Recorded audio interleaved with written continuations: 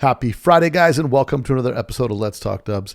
I'm your host, Bill T. Well, it's Friday, and we've got another podcast coming out for you. The most consistent, most delivering podcast for you in your sphere. So appreciate you guys for listening to Let's Talk Dubs. Make sure you share this podcast with some of your Volkswagen friends so we can grow the listenership. I appreciate when you guys share the podcast. Nothing stronger than a personal referral to your friends that love and enjoy Volkswagens. They will definitely get enjoyment out of listening to this podcast. They'll get as much enjoyment as you get by listening to this podcast. So on today's show, we're going to do something special that I'll get into in a minute, but I wanted to remind you guys, if you want to support the podcast, go to letstalkdubs.com and pick out some swag to support your boy. I do have sweatshirts on there. It is kicking into wintertime, so there's some sweatshirts available for you on the website. So go check those out and make sure you pick out one, two, or both sweatshirts that are available. And we'll get you guys outfitted so you can represent Let's Talk Dubs and stay warm at the same time. Also, I want to remind you guys to support those that support Let's Talk Dubs. So go subscribe today that's vwtrendsmagazine.com. Go subscribe today. A magazine for the people, by the people, and not the same old stuff. It's a lot of varied content, new issues coming out soon. So make sure you guys go subscribe today so you don't miss a single issue. Also, Ross Wolf, high quality aftermarket parts manufactured for enthusiasts by enthusiasts. Not a guy using another guy who's using another guy. No, these are the guys designing, engineering, and having parts manufactured directly. Check them out today at rosswolf.com and get yourself some cool gear for your Volkswagen. One of the new things they have out now is cloth wrapped performance plug wire. So keep that vintage look for your performance motor, a little throwback, a little high performance, all wrapped up in a bundle. So go check them out today at rosswolf.com. Every now and again, I'll get a message from a listener that requests something. And this one hit me this week. And I thought, it'd be pretty cool. I've wanted to do one for a while. And iJara, which I don't know if you filled out the information section correct, but iJara says, hi, longtime listener, was curious if you could do an episode on double cabs, Binz models. Keep up the great work and thanks. And I started thinking about it this week, did a little bit of research, and I definitely want to bring you guys the information on the Binz double cab pickup trucks. So on this week's podcast, we're going to get into a little history on the Volkswagen crew cab pickup, the origins, starting with Binz. So without any further ado, guys, let's get into it this week. The Binz double cab history on Let's Talk Dubs. You probably don't know that there's a new Volkswagen out that doesn't look like a Volkswagen.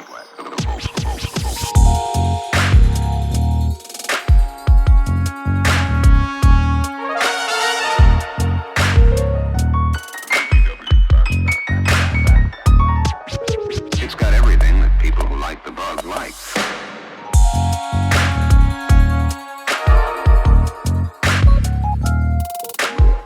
So if you happen to see a good-looking Volkswagen, don't panic.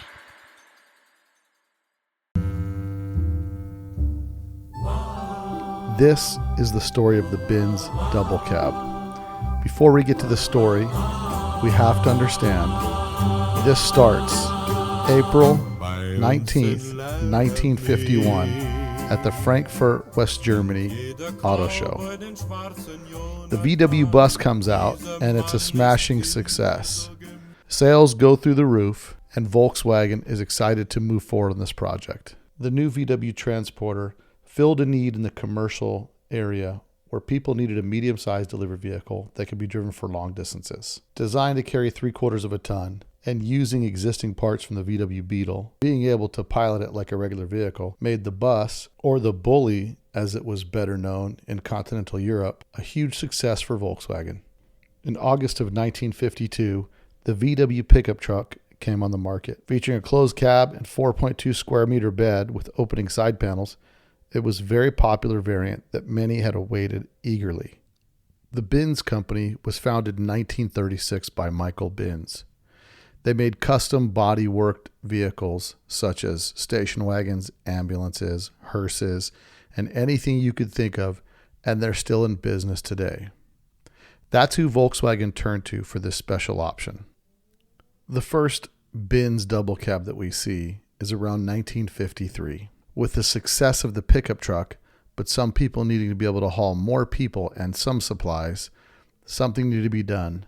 Volkswagen had a special order option SO16. Now you understand where the name Binz for the double cab comes from.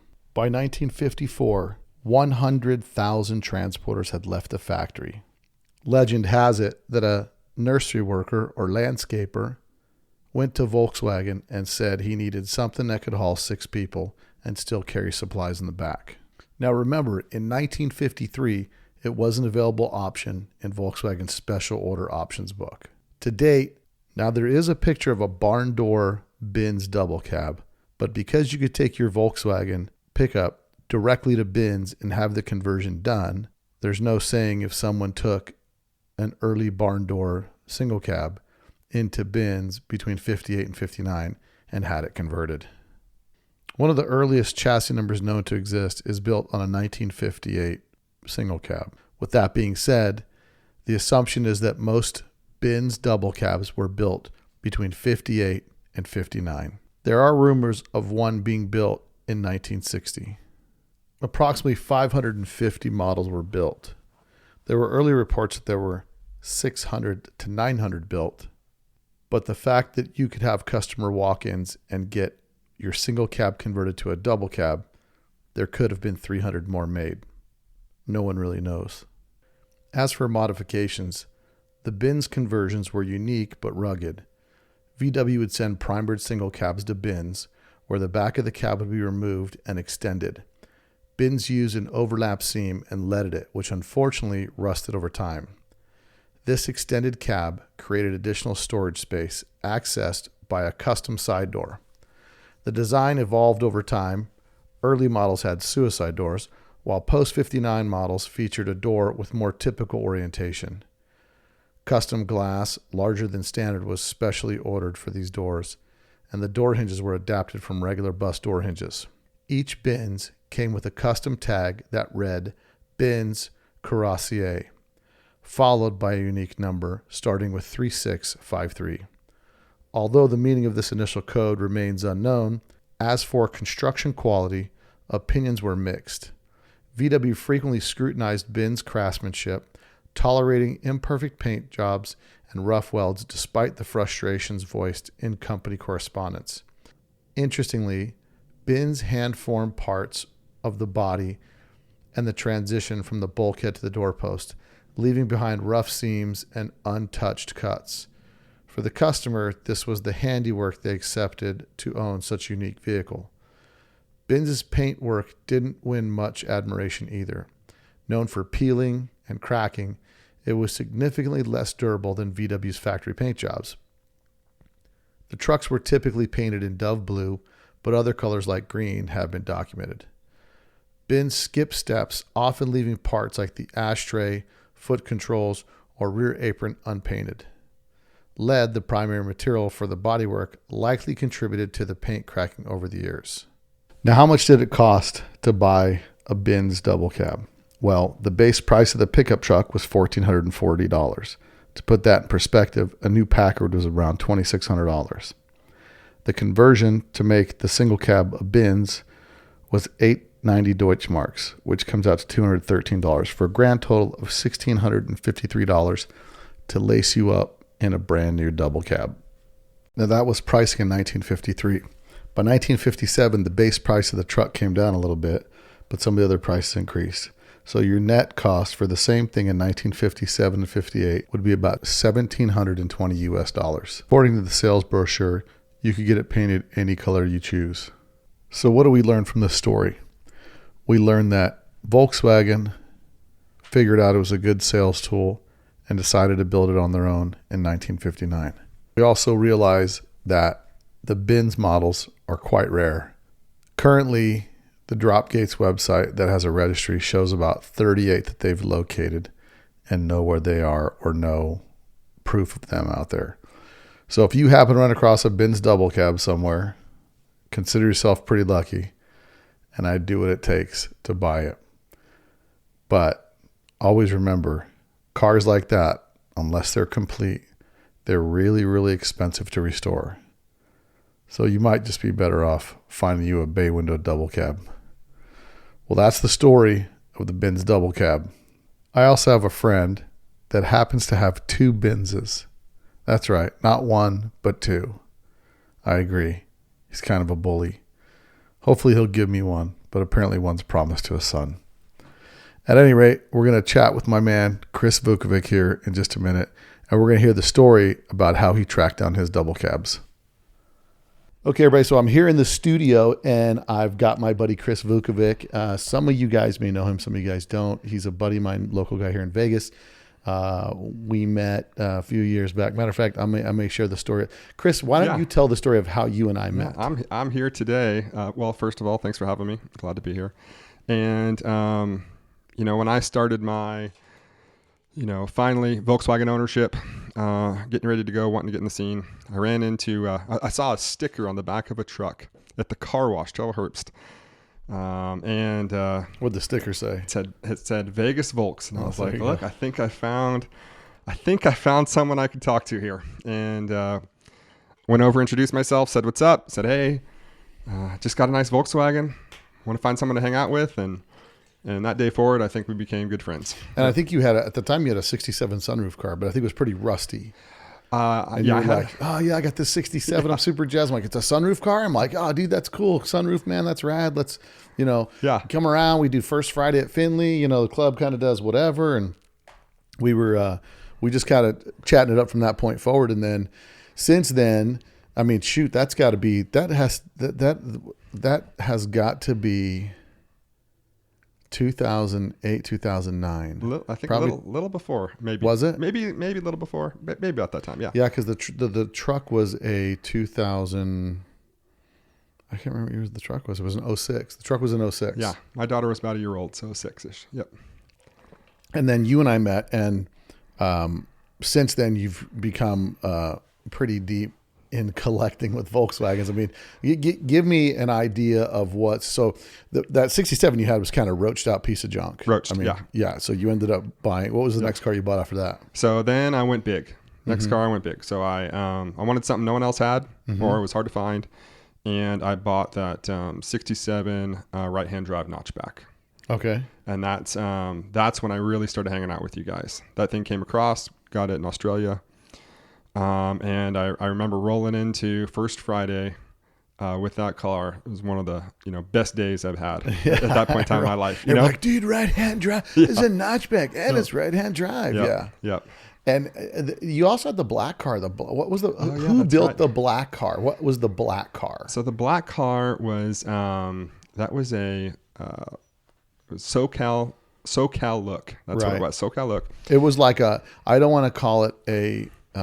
Was it it was a Volksrad? It was a Volksrad. Yep. Yeah. So there was there's a guy up in San Francisco that built that stink bug, and then his buddy was down in L.A.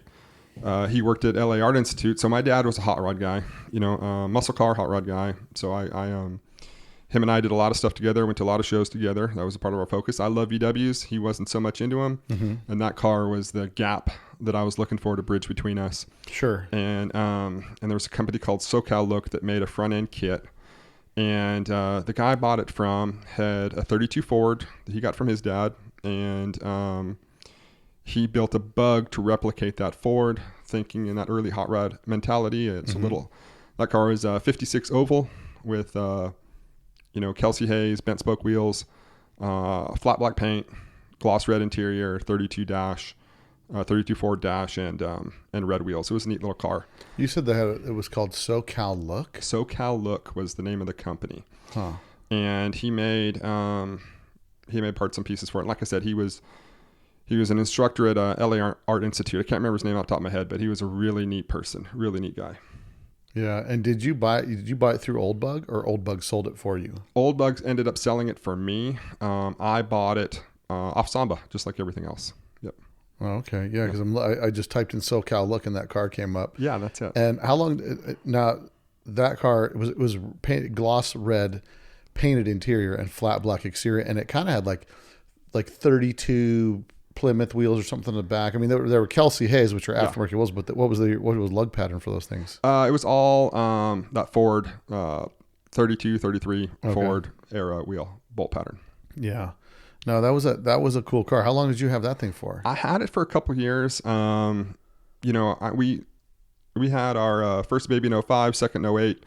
Very impractical for a household, and little two-seater with a Stinger exhaust. And so I kind of phased that out to get into, more family cars. Right. And so the next purchase was what? So at the time I had the 2 notchbacks. I ended up getting a second notch for Kristen, and did that up for her. Had that little rat rod bug, and then is when I started trying to find buses. So sort of buying what got you fired up on buses? I wanted something so my kids were in their car seats in the back of the notchbacks. It worked fine for us for a while. As they started getting bigger, I wanted a little more room. And we loved going to Classic in Southern California. That was our big family trip every year. Mm-hmm. It was a great holiday for all of us, I think. From the hotel to the show to the cruise night on Friday night, bringing something out new. And I wanted just a little more space for my kids in the back seat. Something so that I could maintain a family trip rather than just a solo trip. Right. Yep. So the first bus you get is which one? So I had, and this is all during the KCW days. Yes. You're on KCW site. There's all kind. I think at the time I'm probably, I don't know if I finished. I probably had finished I finished the Gia in 2009. It was finished. This might have been a few years before that. You're starting to get in the buses. The first bus you get is which one? I had a 15 window I bought that needed a roof clip. So I had nothing but projects. Nothing that was you good. kept buying stuff like, I'm just going to turn a wrench and get on it. And you and I both have to admit, like, neither one of us have. Terrible. We still, in our head, we're still the single guy with like every Saturday free and all, and we're not realizing like, well, shoot, I got 50,000 things to do every weekend. Right. Between kids sports and work and trying to run our own stuff and whatnot. Yes. No time and nothing but aspirations sometimes, Yeah. So I bought a 15 window and went up to Fresno, bought that. Needed a roof section, so it sat. Drove down to Kingman, found a right-hand drive combi off a guy who had like a huge bus collection in his backyard, and wish I would have bought everything from him. And then aspirations to turn that into something. It had been wrecked, so it needed work.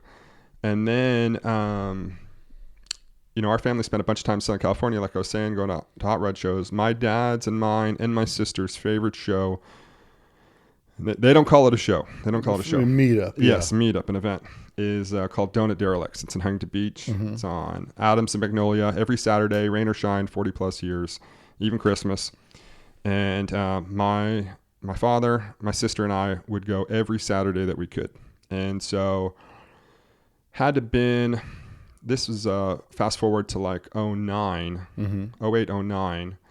And I'm at Donut Derelicts with my dad and sister, walking through a show, and I come across a Binz double cab. Now, did you know what a Binz was at the time? I did. Okay. I knew what it was, and because who had the first Binz that you noticed?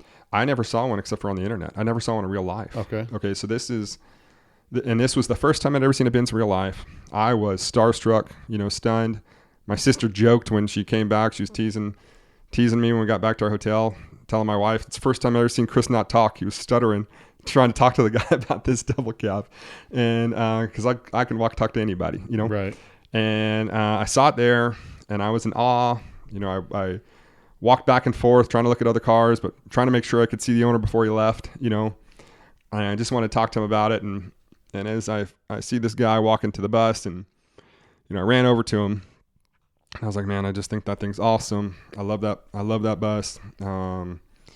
Just like anything else you and I probably say, it's like, hey, if you ever want to get rid of that thing, please let me know, And so the guy looks at me, and I remember his name. His name was Ronnie Worthy, Whittier, California. Mm-hmm. And he looks at me and he's like, I'm never selling this bus. I'm like, okay. But here's my name and phone number. Here's a little piece of paper, my name and phone number on it. If you change your mind, I'd love to have an opportunity to buy it. Right. And so with that, gave my number, went back, and that show ends like 7:30 in the morning, 7:30. And he's like, no, I have no plans on. I mean, what Right.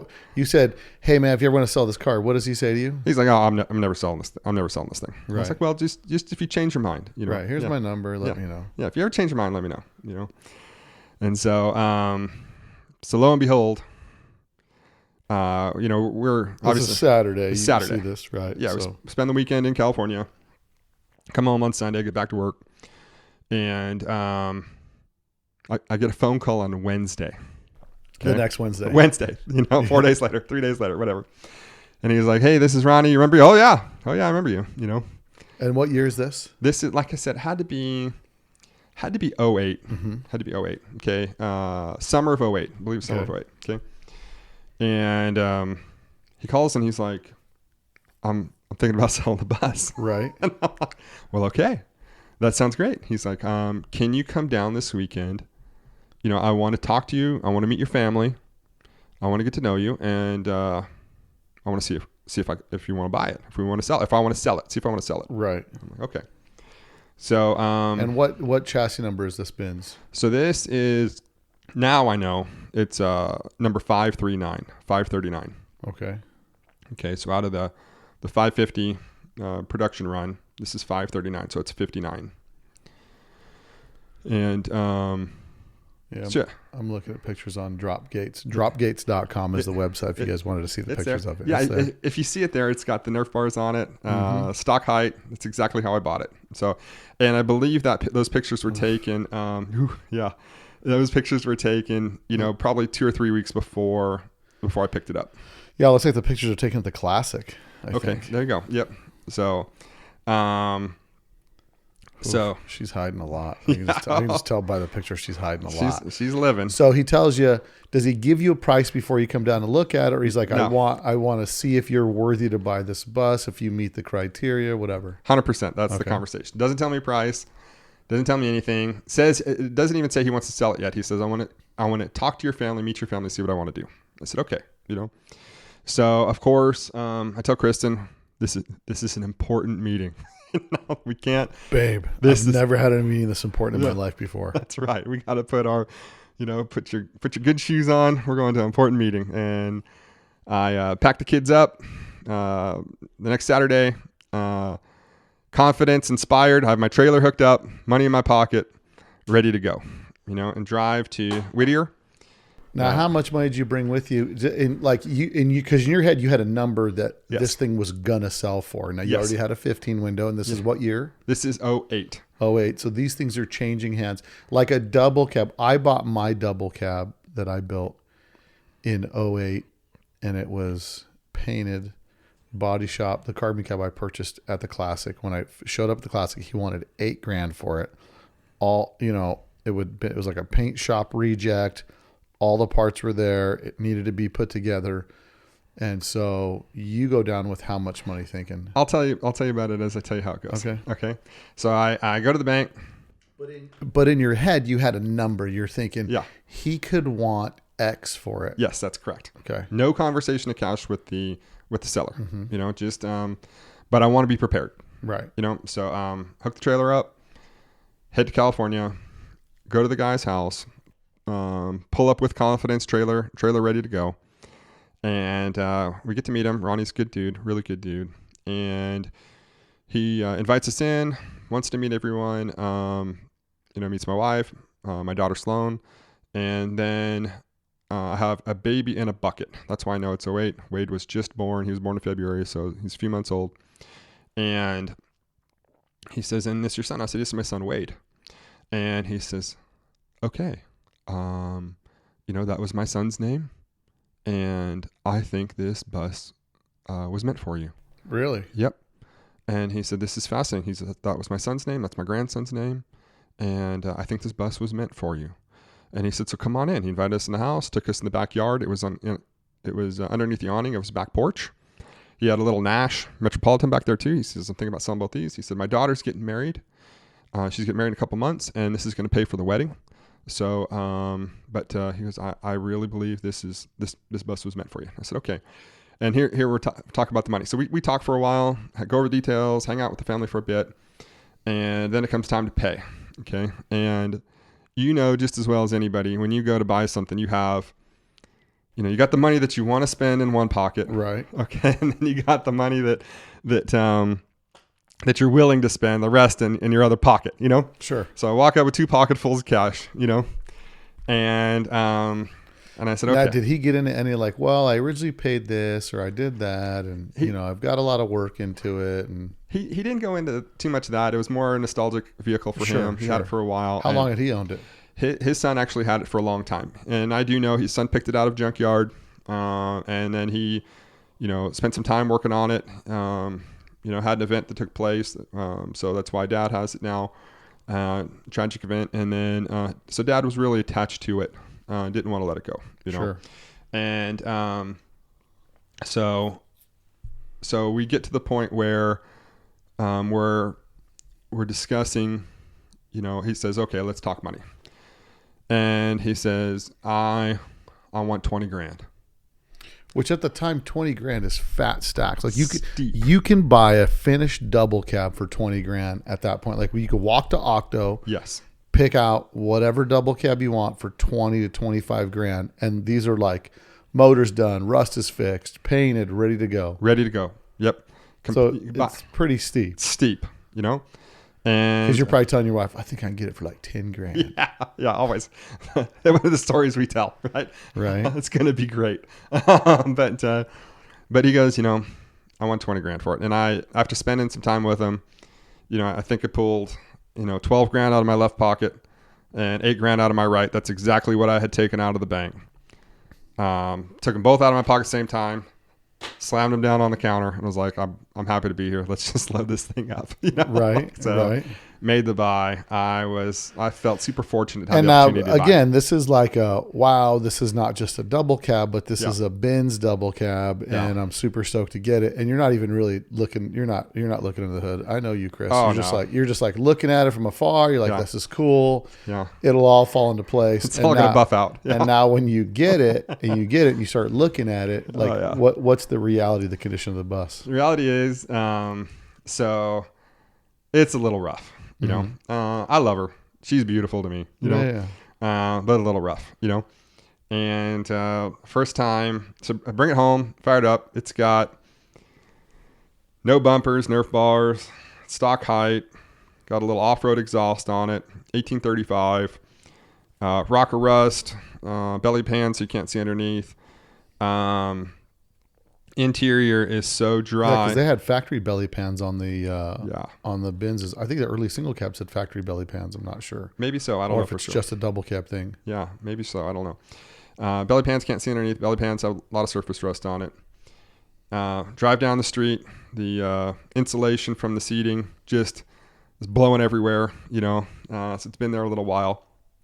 And I think about every couple miles I poured a quart of oil into the engine just to make sure I could make my location. I think on this day today, I'm going to officially name the 1835 like the meth motor. Like that has got to be the motor like everybody's go-to. Like that's not really a VW guy, but a little bit more off-road loving than that. And it's like the 1835 is like the classic, because here in Vegas, the rumor is like 1835 thin wall pistons. They run hot, don't run the 92s. Yeah.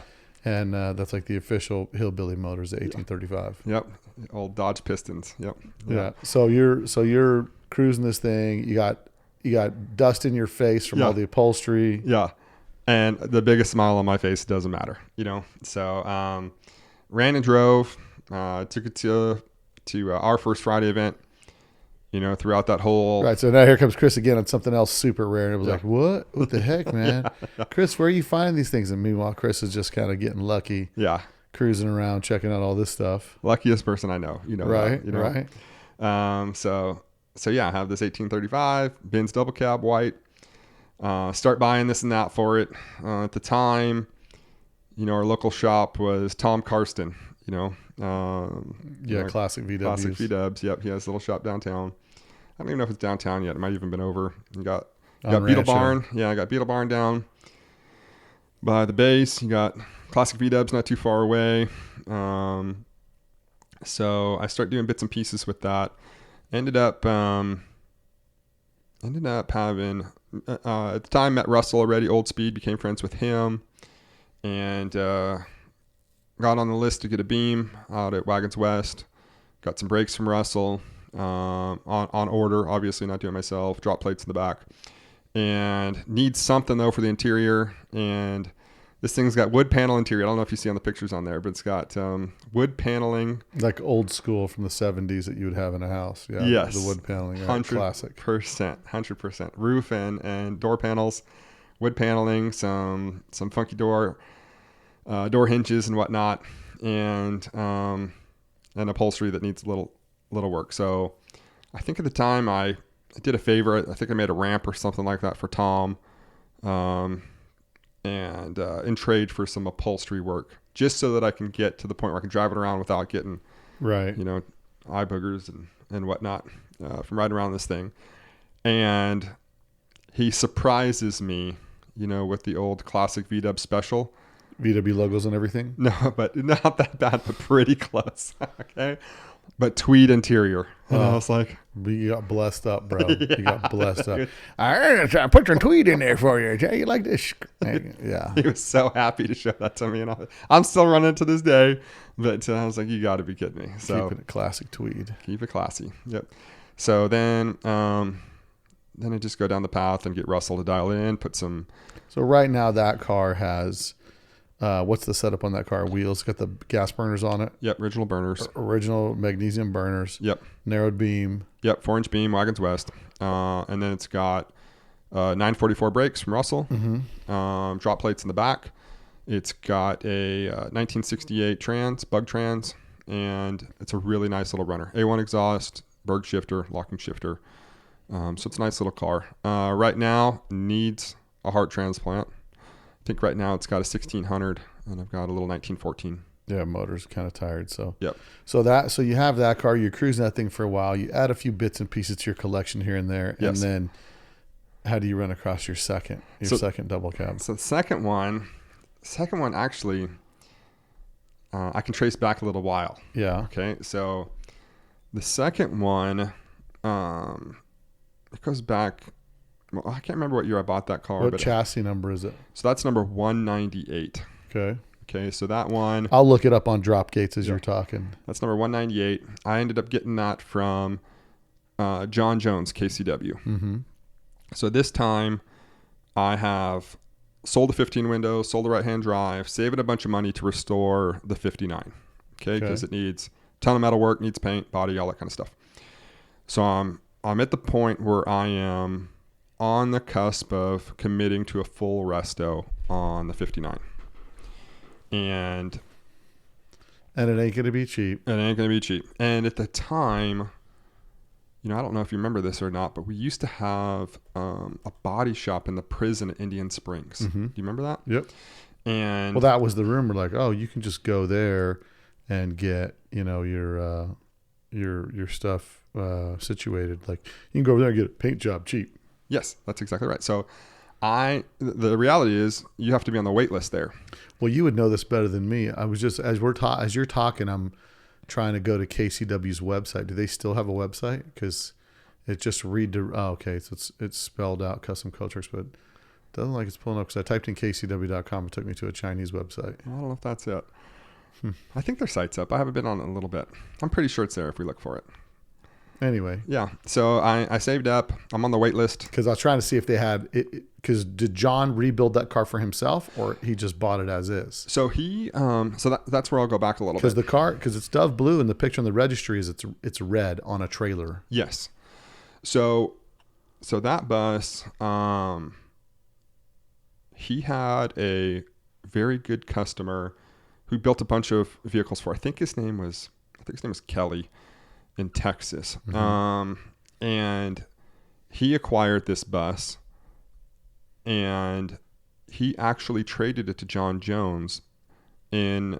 he was the one building that Type 34 Ghia, the gold one? I think he had Type 34 Ghia. He had a panel, I think. He had... With the sideways bug headlights coming at you. Tricky. Yeah, I think that. So he had a panel. He had a 15 window, I think. Either way, he ended up trading John this Binz for labor. Okay, so John acquired it that way. And we were all watching on the forums. I had remembered seeing that bus in Texas for sale, and I had wanted it before. But then it got picked up by a collector there. What did it sell for first time you saw it selling? I can't remember. Okay. I can't remember. But it wasn't, this is 2010, I think, was the breaking point. They weren't going for a lot of money. The recession's starting to happen. People are, because you have that, right? A lot of people were building cars in 2008. The recession happens. Yeah. And then people stop. Like, you start to see a lot of the builds dry up. I sold a bunch of cars in 2010 cheap. Yeah, because by 2010, it's starting to get to the point where people just got to get rid of stuff. Right. And then it started gaining again, rapid pace, So I'm out of, I think at this point in time, I guess it would be sometime around 2011, maybe 2012, I picked up my other one. So John had it. He lowered it. He picked it up. It was already painted. He had lowered it, put on stock wheels, one chrome hubcap on the right rear, if I remember correctly. He took some paint and logoed it up, was using it as shop truck, and was talking about doing a resto when the time came. And he was also building his house on site at KCW. Okay, so he was turning his empire into a single unit facility, and I'm getting ready to send my Binz over to the prison. Finally got on the list. Finally got able to take it down there. Got my money in order. And how much were they going to charge you to do the thing at the prison? They give you a quote? Time and material. That's it. And what was their labor rate? But I think their labor was like $30 an hour, which wasn't terrible, And oddly enough, I won't disclose who, but I actually became friends with someone who was there at the time. And as an inmate? Yes, working at the body shop. Right. And afterwards he was like, I was so jazzed to get your bus. I was looking forward to it so much. And it never came true because I ended up spending my money somewhere else. So there was a day when John, I guess, was trenching on his property and dug through the power lines at KCW. Now, at this point in time, if you remember, you could watch your bus getting done. He had his clean cam, his dirty cam. He had his forum running, and all of us who had a desk job at the time, we spent half our day looking at that website. Just seeing who was building what and what they were doing. It was a lot of fun to see where people were just growing in the industry and what colors they were painting and watching stuff get done. So all of a sudden one day, lights went out, website's down, and and this is a point in time where my good friend Kevin had started working for John. So he had packed up, again, the recession here in Vegas, packed up, got rid of everything in Vegas and decided to pursue a career with John. John put out an ad. He needed a good hand. And Kevin moved to Grand Junction, Colorado. So he goes there. He's working at John's shop. We still communicate every now and then. And I'm at my desk. Lights go out. KCW's down. And within a half an hour, I get a phone call from Kevin. And Kevin says, hey, you need to call John right now. He needs some money, and you need to buy his Binz. And I was like, you know what, dude? I have sold everything I have. Times are tough. To get my Binz dialed. Oh, okay. Sold everything I had to get my Binz dialed. I can't change lanes, man. When I have an idea about something, it's like pulling teeth to get me to change my mind, Right. And I've done everything I can to get this bus ready. I'm on the wait list. I'm ready to go to the prison and get my bus painted. I'm glad I didn't, because I was going to paint it like pearl gray or something. But just different times. And he's like, you really should buy this. You really should buy this bus. It's already painted. It's already running. This will be great for you. I said, can't do it. So then I hang up. I'm at work. And then Russell calls me within 5 minutes. And Russell's like, hey, did you see KCW's website's down? You need to call John right now. You need to buy that Binz. And I was like, you know what, Russ? I can't say no twice. Just like anything else, Right. All right, I'm calling him right now. Call John. Kevin gave me a cell phone. When he called me, he said, here's your cell phone number, call him. I said, I'm not doing it. Russell calls me. He was like, you need to call John right now. So I called John, and I said, hey, this is Chris Vuckovic. I bought a beam from you at one point in time. I follow your website. I know we don't know each other, but friends with Kevin, friends with Russell. I want to buy your bus. And I think that he had put word out somehow that he needed to sell it in order to pay for the repairs needed to keep the power run and website up and running and shop going. And he gave me a price, and this was on a Tuesday. And So do you want to disclose the price, or would you rather not? I can tell you. It's up to you. I think it's a whole interesting story. So go ahead. Oh yeah. So I can't remember if it was 27 grand or 25 grand. Okay. It was one of those two numbers. So let's say 25 So it was in grand. the 20. So it was already, it's now 5 years later, you're paying substantially more for another one. Yes. That you want to pay for, which is kind of on the premium side. It's not full price. It's still high. It's still high for what buses are selling for then. And I'll share something with you that kind of, and again, these are all buddies in the business, friends in the industry. So I also was getting to know Andy Kimball at the time. Okay. And there was Treffin, Treffin Show. Right. Okay. So at the time, I didn't know him. He didn't know me. We're friends now. But I wanted to put my Binz in Treffin. Right. Okay. But it was 59. Well, it was 59 earlier. Well, at the time, it was press bumper buses only, or coach Right. bump. And 58 Press buses bumpers. are press bumpers. Yeah. 59s are big bumpers. Yes. So I reached out to him for Treffin somewhere in between the time I bought the first one, second one. And I'm like, hey, and that's a show I went, my dad and I, that's one Volkswagen show my dad loved, was Treffin. So reach out to him, and I can't remember if I've been to one or not, or whatever the case may be. I was like, hey, I want to enter my bus. It's a 59 Binz, and I know that it's 58 only, but you said coach builds are allowed. And he's like, nope. Close the door real quick. Nope. 58 only. We don't take 59s, So It's funny how things change. yeah, it's funny. So end of conversation. So this point in time, I find a 58. I have the money set aside. I have the cash to restore. And at that point in time, you could probably get a really good resto for 30 grand, really good resto. Yeah. And this bus pops up. I get told by two of my buddies I need to buy it, and call John. And he's like, I need the money. I got to get my shop back up and running. If you want it, no one else has reached out to me, so it's yours. And I said, okay, I want the bus.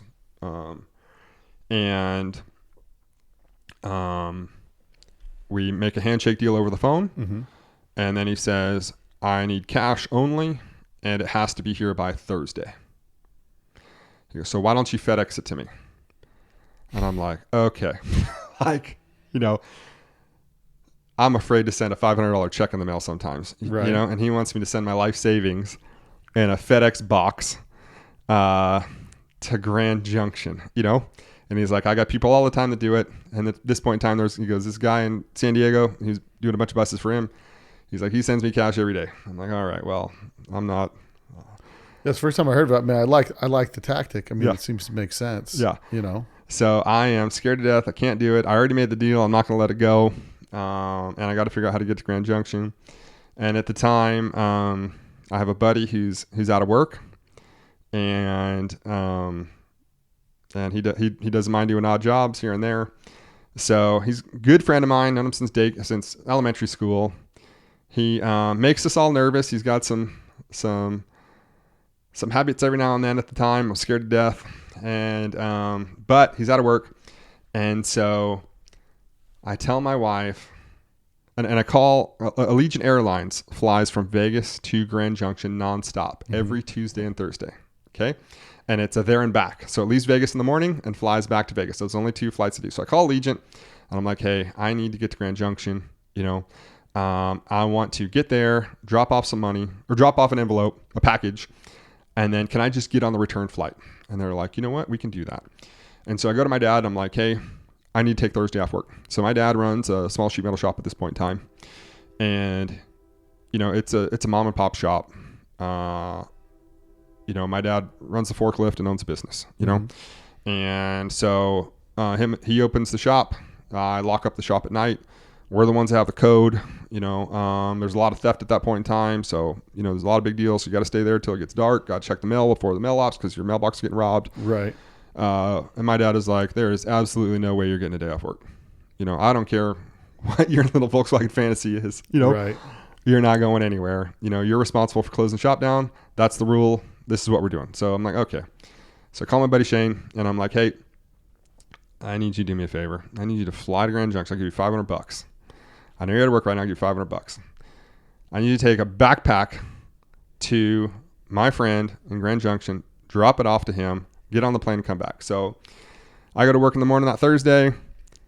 I have, $25,000 in cash in a backpack. I give it to my wife. My wife makes sure that my buddy gets driven to the airport, watches him go inside, watches him go inside the airport, Right. making sure he's going to get on that plane with $25,000. And then I get busy with the day. I'm busy at work. I don't have time to BS or anything like that. It's a real busy day for me. And so the day goes on, gets to be about 5 o'clock. I'm getting ready to shut down for the day. And I call my buddy. I'm like, hey, haven't heard from you. Did you make the deal? And he's like, yeah. And I was like, well, did you get the title? And he's like, no, you didn't. You didn't say to get the title. You didn't tell me to get the title. Hold on, I sent you with a stack of cash to go buy this bus. Yeah. At least come back with the title. You would think, Like, hey, do you have the title? He's like, no. I think I employed him. Maybe you have. No, you didn't tell me to. I'm like, okay. Well, did you make sure you gave it to John Jones? And he's like, well, I think so. I'm like, well, tell me what happened. And he's like, well, I got on the plane like you told me. I flew to Grand Junction. I got off the plane. I ran to the x-ray machine. I saw a guy there who looked like a Volkswagen guy. I threw him the backpack, and then I ran and got back on the plane. At this point in time, my heart has stopped beating, and I am in full-blown panic mode. I was like, you didn't ask him if his name is John Jones. He said, no. I'm thinking he got off the plane and drove to the shop and did that, but this plane immediately turns around and flies back. Yes. He didn't even have time to go out of the x-ray machine and back on because the plane was going to take off, So he stayed on his side of the x-ray machine, sees a guy on the other side of the x-ray machine, throws him a backpack that looks like a Volkswagen guy, and then runs and gets back on the plane. Okay? And so at this point in time, I'm in panic mode. I hang up. Nobody's called you. You haven't got a call from John or anything like that, right? No call from John saying, hey, thanks. It worked out. grief. And then I start dialing John, and I'm like, hey,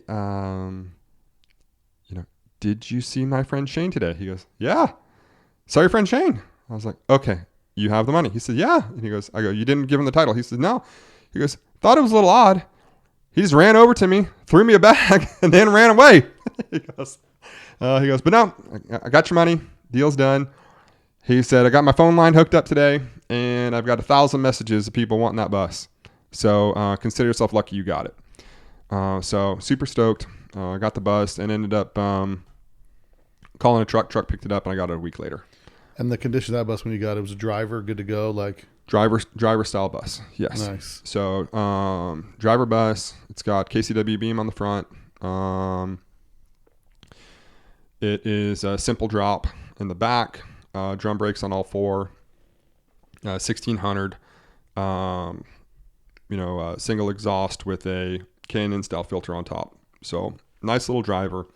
And I've got parts and pieces stashed, as we all do. Right. And then I start acquiring parts and pieces for that bus, to get it to where it is today. And I just did the same recipe on that that I did for my first one. Same. Gas burners, everything, or what do you have on this That one's got alloys on it, but Porsche wheels, 944s, Russ's brakes. It's got Wagons West beam, 4-inch beam, A1 exhaust, Geenberg shifter. Yeah. This one's got a 1955 engine, Russ built for me. And, single port? Dual port. Dual port. Yep. Single carb or dual carbs? Dual carbs, Delorto 40s. Nice little whistle. Yeah. So it's a nice little bus, and it's been our little. It was our driver family bus for a long time. That's the one you drove over here today. So you drove over here to the shop. So if you guys listen to this, I'm going to post a video later on today about kind of a walk around of the Binz bus and all that stuff. And there'll be a link. I don't think there'll be a link in the description below. There may not be. Who knows? But Yeah, no, I think it's cool, man. I think, and what's crazy is from the time that you've bought them Yeah. to today, they've increased in value quite a bit. I would think so. Yes. You Yes. know, I mean, I would think a tip, if you got a good buy on a Binz, anything sub 50,000 is a good buy I would think so. Yeah. because they're going to be, I mean, even I think a builder is going to cost you quite a bit of money. Depends on the condition, obviously. There's always still great deals out there somewhere. Yeah. You know, people that are in situations where had that not happened to John, who knows what he'd have finished it, built it, and sold it for. Because as we look at, places like Old Bug and things like that, I'm trying to see with the Samba what the last. I did see a Binz not long ago on there for 80,000 or something like that. It was a restored one. Yes. Or no, I think it was 125,000 for a Dove Blue one, and I do not think I don't know if it's sold or not, but What's the Porsche guy that's down in California that does all 356s? Rod Emery. Yeah, I think as far as like, yeah, you'll have the high end restored buses that always pull a ton of money. Jerry Seinfeld has a Binz double cab too. Is this a Binz or just an early one? His is a 59, I think. So Okay. he's got an early double cab, but I think, that one that sold the 356 guys double cab. I think that's about the caliper. That's the highest I think that would ever aspire for. But none of mine are for sale, so it doesn't matter. Yeah, well, they got to stay in the family, and Yeah. I've included myself in part of the family. Yeah, you are Cousin Bill, right? Cousin Bill. But if you look at, so to get an idea of what a VW Binz double cab goes for, what I will do is go to Bring a Trailer, which is a little, it's a little bit questionable, right? So from the art of appraising vehicles, typically what you would do is you would search. You have to find out what things are going to sell for, and there's kind of you check eBay for closed listings and find results of auction results, things like that. And I thought I saw one on here, but I'm searching. I'm searching Bring a Trailer, and it's got nothing. So I think Rod Emery sold for like, in the 80 range, and he is legendary. So there's some status premium on that price, But as far as the bus goes, he had that as his shop Binz for a while. I'm sad he sold it, man. In my opinion, this is my 2 cents. Yeah. Rod Emery, legendary guy, family, a lot of history, all that stuff. No disrespect. Yeah. I don't think Rod Emery owning it will only make a difference to like a Porsche guy. Yeah. Period. Yeah. It would make no difference to me with respect to who owned it, unless, and this is the funny thing, this is a controversial thing that I'll probably say. And it's only worth money to certain people. Right. To me, Hot Dog Fred's bus that was built by Chip Foose would be worth a little more to me because it's got the duality of that. Yeah. But there's not any Volkswagen guys that would agree with me that are hardcore VW guys, because he ruined it by adding the extra window and blah, blah, blah, so he did his thing. But it's, he's an to artist. me, the You gotta let value, him grow. to me, the value, well, again, I don't care what people say. To me, the value in that thing is Chip Foose Right. did the work on it, and it'll be no different than like with the limo bus that I have, right? Yeah. It's pinstriped. I'm not a patina guy, right? No, not at all, dude. I like shiny. I like nice. The stretch bus that I have, there's the historic value to it. And then the pinstriping that was done, it was done by a guy, Bob Spina, who's a popular hot rod pinstriper. He's in his 80s now, and he's actually signed it. It says on there, it said, striped and lettered by Bob Spina and drew it, is what it says in like rice writing, like they write their name on a rice in the back. Yeah. And so for me, that in and of itself was like, you know what, there's multiple levels of collectability to this from me and value for me. And it's Vegas, it's Beetle Barn, it's history of my city, it's history of my hobby, it's history of all that stuff. So to me, I've heard people say, you ought to take that bus and cut it back in half and make it the two separate buses because it's an early walkthrough. Yeah. And it's a 59 combi sunroof. Mm-hmm. The front is a 56 walkthrough. Yes. So there's two rare buses that were put together. And, someone's like, oh man, if you cut that in half and made two buses, man, that'd be worth some money. I'm like, yeah, it's worth way more to me the way this is because of the historical value, And then on top of that, the things I've done with it, I was telling someone the other day, I took it on that drive through Moab. Epic. Yeah. Which was super cool. I mean, I did it with no interior, and it'd be great to do it now with interior and music and all that stuff. Yeah. But it's tricky with values on vehicles right now. And to give our listeners a little bit of hope out there, the funny part is these vehicles were built in Germany, mostly German coach built for German people, for German. The majority of them, I believe, are here in the States, at least according to Dropgates. Now there may be another Binz registry that I don't know about. Yeah. Which that's a good question.